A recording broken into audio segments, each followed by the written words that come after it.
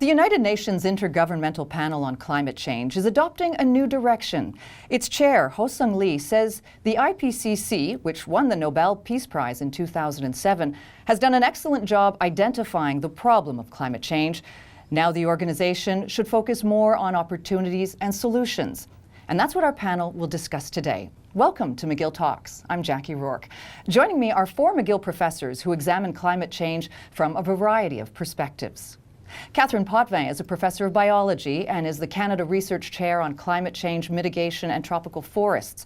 She's the force behind the newly created Sustainable Dialogues Canada, which brings together climate change researchers from across the country. Nigel Roulet is a professor of geography at McGill. He is the founding director of the McGill School of Environment, and he was a member of the Nobel Prize-winning Intergovernmental Panel on Climate Change. Dror Etzion is an associate professor of strategy and organization at the Desautels Faculty of Management. He's an associate member of the McGill School of Environment. And Sébastien Jodoin is an assistant professor in the Faculty of Law at McGill. He holds a PhD in environmental studies from Yale University and currently serves as the president of the millennial think tank Génération d'Idées.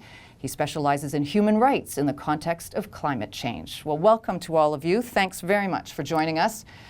Let's find out where we are right now in terms of climate change. I want to start with our environmental scientists, if I can put it that way, Catherine and Nigel. How is the planet right now? What are the signs that we are seeing right now as a bit of an overview of the impact of human activity on planet Earth? Nigel, why don't we start with you? Well, I think the evidence is fairly clear for climate change is well underway. It's been that way for a number of decades, but the signals are becoming stronger and stronger. We're seeing the obvious one that most people think about is the temperature that we're seeing changing and increasing. It goes up at different rates, but it's continuously going up. But we're seeing stronger evidence in things like the rate at which the large ice masses are melting, the Antarctic. In my own research, the area that we're seeing that's most obvious I work in Canada's north in the permafrost regions, and places that we worked on 2 years ago where we had established field sites have sunk and are underwater because of the permafrost has melted. 2 years ago? 2 years, yeah. The rate is much faster than was anticipated even just 10 years ago. Yeah, I think the rate is much faster than that, and one of the reasons for that, particularly in the Canadian north that we're seeing, is that the sea ice changes have been really quite dramatic, and they have been much faster than we had anticipated originally in the models. And when you have large bodies of open water, for example, the Hudson's Bay lowlands, James Bay, or the Beaufort Sea, they absorb an awful lot more heat, and they help heat the land up tremendously, far more than we have ever anticipated. And that's having massive changes on the structure of the ecosystems, on the permafrost that's around there. We're seeing the feedback mechanisms that most of us thought would be in play in about 2050, 2060. We're actually seeing those happen right now with increased emissions of methane, the second most important greenhouse gases that are coming from the ecosystems themselves because they've changed so dramatically. Catherine, you do a lot of research kind of opposite of Nigel being up in the Arctic and Panama and the tropics. So what evidence is being seen there?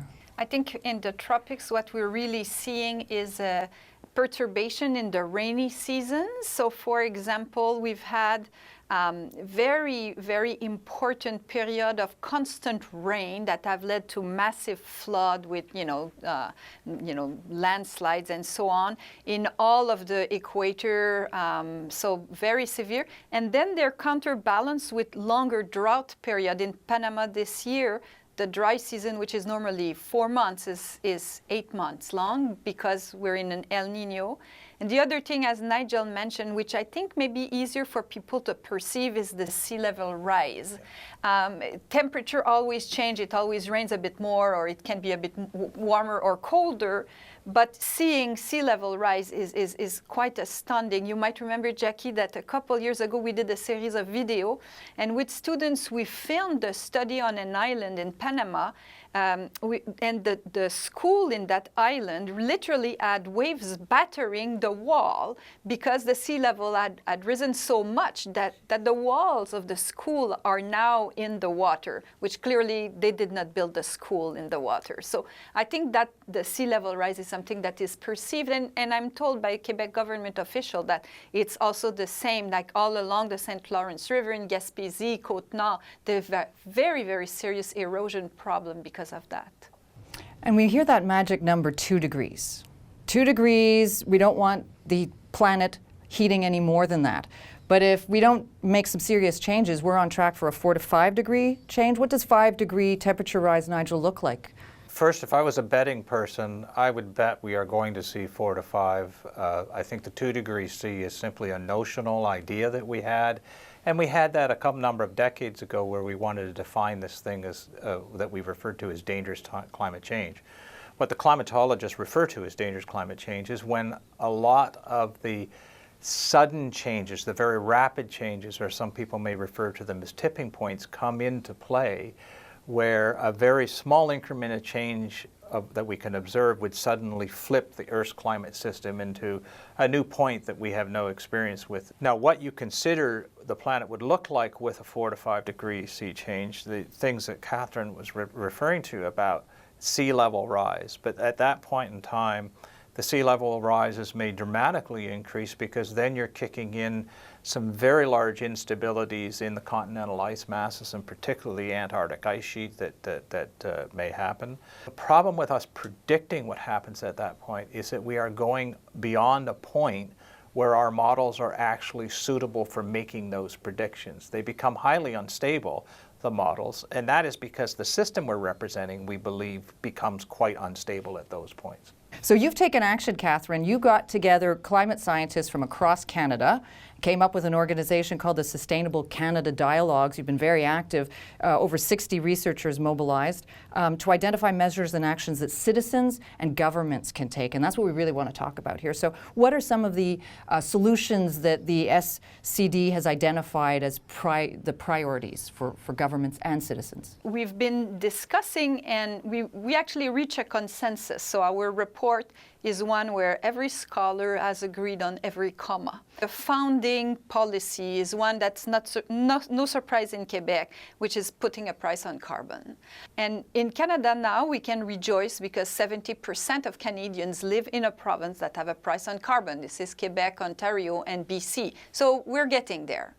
Then we're saying, as scholars, let's be down to earth and do problem solving. So there are 2 big parts to the climate change: energy production and energy usage. So we've looked at both, and we're actually made proposals on for the production side, relying on the electricity system to get us off from fossil fuel. And why is that? Because in Canada, we already are enviable. We have about 70% low carbon electricity in the country. And so we claim that it's quite within reach to completely get rid of carbon in the electricity. That would then give us a supply of energy, which is decarbonized, we call that, and allow us to tackle the second part, which is energy use. Because if you have an electricity that has no carbon, then you can electrify buildings for heating, electrify industry processes, electrify cars, and so we would go a long way into solutions.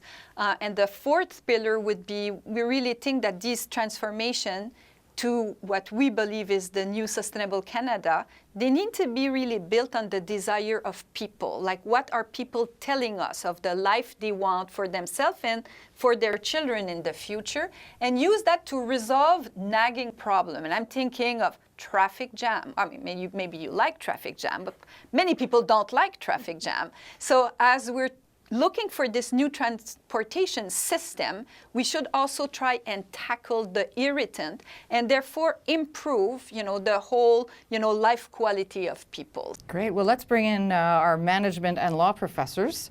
Dror, you study organizations. I do. If we want to get polluters to pay, they're big polluters. Right. What's the mindset right now? What needs to change? We are definitely seeing that citizens are becoming more and more on board. What about the business sector and corporations? Yeah, I think traditionally businesses have been a bit of a laggard on this issue. They've pushed back. There's still a lot of denialism. But on the other hand, I think there has been a significant movement. I think more and more companies are simply realizing that it's affecting their way of doing business. Fascinating report from a few years ago described all kinds of companies and the issues that they're facing. So PepsiCo telling about their disruptions to the agricultural commodities for all the products that they make. Mining companies telling that they have to redesign mines because they're starting to collapse because of floods. Manufacturing facilities in Texas have to shut down because there's water shortages. So businesses starting to see this as less of an abstract problem and really something that is affecting their own businesses and the way they run them. And this, I think, is leading them to recognize that they should be a bit more proactive and start to take some real measures. And perhaps many of them are starting to see this as a business opportunity rather than just a cost. I was really surprised by this group that probably you know, Clean 50, which is giving prices to green capitalism and full of business people that are really forward-looking and that are actually seeing that their future is being green. And so Toyota recently announced, for example, that they would get rid of 90% of fossil fuel by 2050. So there seems to be a lot of movement in business too. Yeah. I think what we're starting to see is that businesses recognize that this could be an opportunity, and some other businesses don't see that yet. And really we're starting to see some kind of division. Those companies that can say, well, we can put ourselves in a more compelling competitive position by embracing this, by innovating towards it, by really taking some measures right now. And if those other companies don't want to follow us, we'll leave them in the dust. We'll be a better value proposition, we'll have less costs, we'll be more attractive to consumers. And I really see it as starting to be quite visible in how companies position themselves, how they build their strategy. I brought a quote here that I wanted to share. So this is a speaker, a representative from Shell. So same industry, also one of the big multinational oil players. But here's what the guy from Shell says. He said, we should have a clear line of sight through to 2030 because a big power station can take anywhere between 4 and 7 years. So decisions for the 2020s are starting to be formulated now. What he's saying, what he's suggesting is that they would prefer to actually have some clarity on where the world is going regarding carbon pricing, carbon policies, tax, cap and trade, whatever it is, because they could deal with that. What they really can't deal with is we don't know. We know there's a problem. We know a solution is eventually going to arrive, but we can't make plans now. They plan way out. They have very capital-intensive projects, very expensive, very long time frames, and they are the worst thing for them is to have this lack of certainty. So at least that's a step, I think, that they're willing to accept whatever it is, but at least let us plan. We'd like to know where governments want to go. It's very interesting because in this Sustainable Canada dialogue, we've engaged a lot with decision maker, MPs, federal MPs, and we were repeatedly told that by MPs that they had been talking with the petroleum industry, and what they wanted is clarity. And in fact, Sustainable Canada Dialogue just released a second report in the fall. And in that report, we have 28 contributors from outside academia that gave opinions. One of them is UN Global Compact Canada, the Environmental Committee. And one member of that committee is Enbridge. And basically they said that this is what we want. We need a pathway to adjust. And countries are doing that other than Canada, like Norway. The petroleum industry in Norway has very strict rules to abide with, and they do. So I do want to say, I think it's true that there are some more progressive, if I can use that term, voices in the oil and gas industry that are talking about clarity. I think Shell recently, many people recognize it's a change in direction for them. At the same time, they want clarity, but I don't think it's true that they necessarily are upfront about wanting ambition and action. So for instance, at the same time that Shell is saying things like this, they've also are planning to drill in the Arctic. But it's very interesting you raised drilling in the Arctic because it's only several weeks ago that Shell actually abandoned drilling in the Arctic. And one of the reasons why they said is that because they started looking at the long-term market potentials that existed. And so that may be an indication that shifts are already happening now, because there's no question there are vast petroleum resources in the Arctic. But they made a decision that it wasn't that way. And some of us are old enough to remember, in fact, I started my career doing research on acid rain.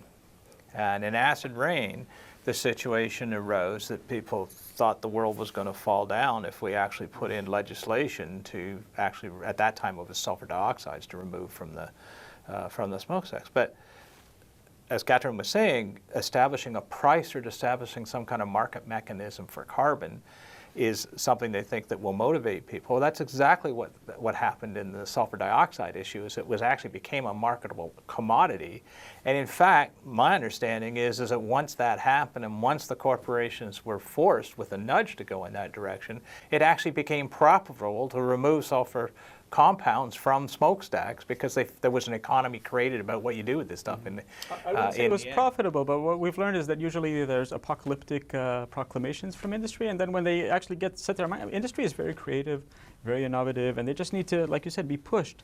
Sure. And virtually always the predictions turn out to be, the outcomes turn to be much, much less expensive. But maybe these things aren't as costly as they seem. But maybe there is a role for governments Absolutely. to do this nudging. Is if governments are collectively representing us and we decide collectively, generally, that we need to do something about this, they can be the institutions that begin to start. Who gives this the bigger nudge. push? Is it the citizens? Is it government? What do those corporations need to hear to join those who are already seeing the light and going in a sustainable direction? I think we don't often think about it, but government determines the rules of the game in many domains for us. And it's often a little bit invisible, but they determine how we do labor and how we do trade.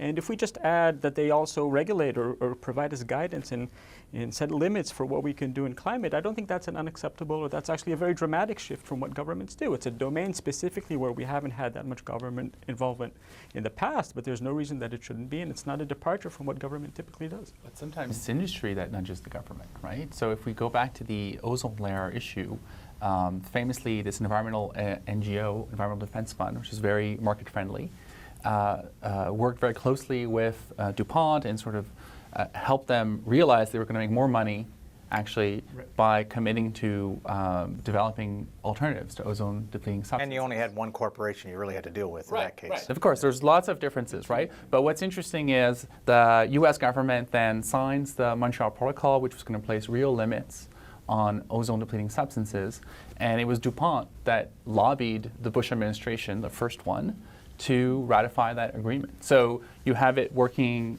in both ways. So every time there's a shift in regulation, there's winners and losers. Yeah. And what we want to do, I think, is encourage the winners. We want to encourage the ambition that you mentioned. We want to set the bar very high, but there's going to be a lot of winners. We don't need to think about the losers. We should actually think about the winners and how we create opportunities for them to thrive in a marketplace where carbon is a very constrained good.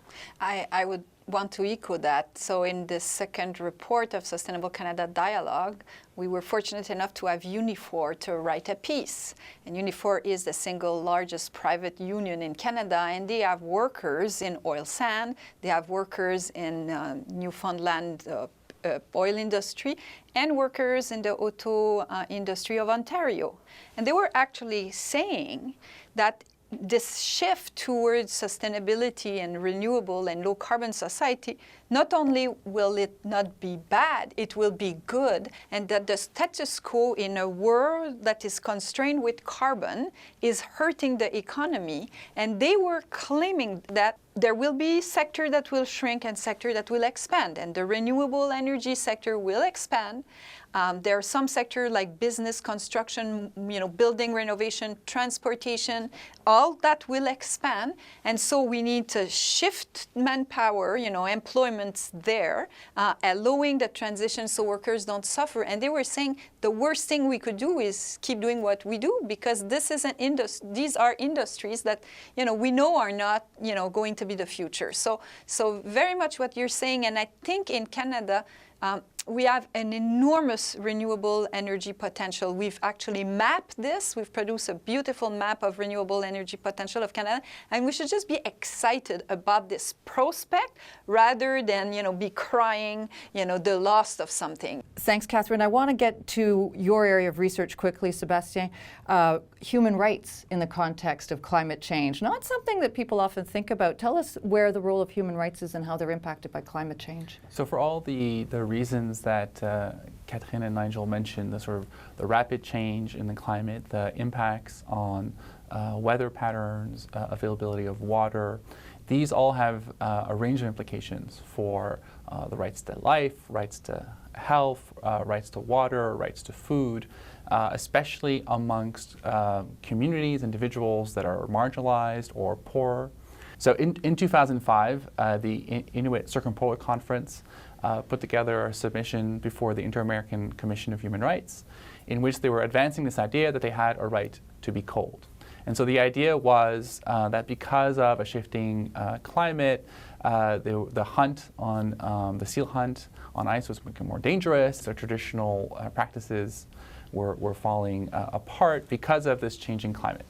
Now that actual complaint did not go anywhere, but over the last 10 years, there have been other cases and lots of developments in the UN Human Rights Council, as well as within the United Nations Framework Convention on Climate Change, where all of these bodies now recognize that climate change will have a range of implications for human rights, and especially the most vulnerable communities around the world. And so I guess the governments who've signed on to the United Nations Charter then become responsible for people who are suffering as a result of climate change in terms of their human rights. Governments have been reluctant to accept that they have that kind of responsibility and that they could be held accountable for that. I think we started off in 2005 with this recognition that there are these linkages, and those are well established now. And now what you're seeing around the world is litigation. So in most recently, a very important case in the Netherlands, where the plaintiffs were able to have a court declare that the Netherlands' inaction in terms of climate change was a violation of human rights, was illegal. Of course, that case is being appealed. But now there is a similar case that's being put together at this very moment in Canada. And these are litigations against governments, not against corporations or individuals. That's right. It's against governments. And so the argument, and this is a difficult legal argument to make, but basically it's an argument that inaction, so failure to actually start planning, putting policies in place to deal with climate change, that inaction is a violation of human rights. And I think it's really important to point out that this will affect disproportionately poor people. Sébastien mentioned it earlier, and that's true both within our country and internationally. So if you're rich, you can more likely mitigate the effect and find ways to adapt, whether you're a rich person or whether you're a rich country. To citizens listening, what would you want them to do to start seeing the change that you're all noticing needs to happen and you're advocating for? Maybe I'll start with you, Sébastien. I think the one thing that governments need to do is adopt a rights-based approach to this issue. And so that would imply thinking about how climate change will affect a range of rights, doing everything within their available resources to prevent those negative implications for rights, and then also designing solutions and policies in a way that respects the rights of communities. And that's another issue. So we know that putting a price on carbon is something that can have disproportionate effects for the poor, for communities that are now sort of dependent on carbon for transportation, access to food. And so we also need to design these policies in a way that they're effective but also equitable. Dror. Three kind of relatively simple things I think that can be done. One of them is to simply eat less meat. Meat is a very devastating environmental thing, and the less you eat of it, the better. A second thing is to decide where you live. If you decide to live in the suburbs and you're in a single home, a single family home, and you commute in your car into the city and out every day, then virtually everything else you do doesn't really matter for your carbon footprint. If you're like in a high density downtown area and you can walk to work, then you're essentially a very efficient person already. And the third thing is to be involved in politics, to vote in every layer of government, city, province, federal. All of those levels matter a lot for policy, and you should never let an opportunity go to waste where you can influence what government does. Excellent, thank you. Nigel.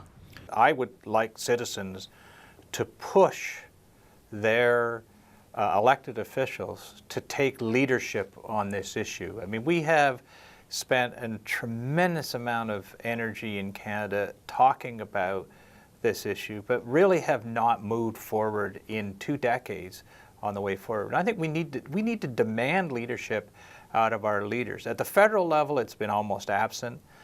And there are a number of provinces that are blazing trails in this area, and I think the federal government just simply needs to look at some of the provincial governments and what they do. It's having that nerve to take that step forward and to start doing something, because what that does as across the population that you're dealing with, it generates a dialogue where people really start thinking about things. Catherine.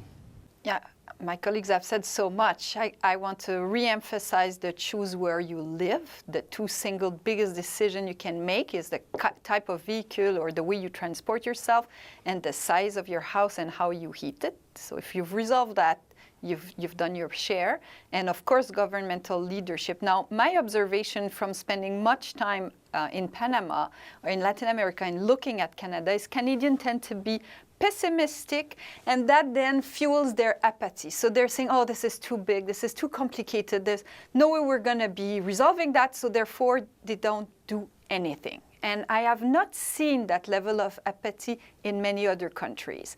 So I would say that spin it. You know, we heard Growth talking about business opportunities, so spin this and see that we can do these things. And for people in Quebec, we should be reminded that in the 1970s, we nationalized electricity. Then we built dams that nobody in the world had ever built. We invented the technology for these big dams. And we said we were going to sell this electricity to the United States. And we had no technology to do that. As the dam were being built, we developed the technology to sell electricity to the US. We've done that. So why would we be more dumb now than we were in the 70s? So, you know, just let's do it. Thank you all very, very much. As I said before, we really could continue for a while. There's a lot here, but you've given us some ideas. You've given us a sense of where we're at, so I appreciate your time very much. Thanks for joining us, Catherine Potvin, Nigel Roulet, Dror Etzion, and Sébastien Jodoin. Thank you. Thank you for joining us. We hope you'll join us next time, McGill Talks.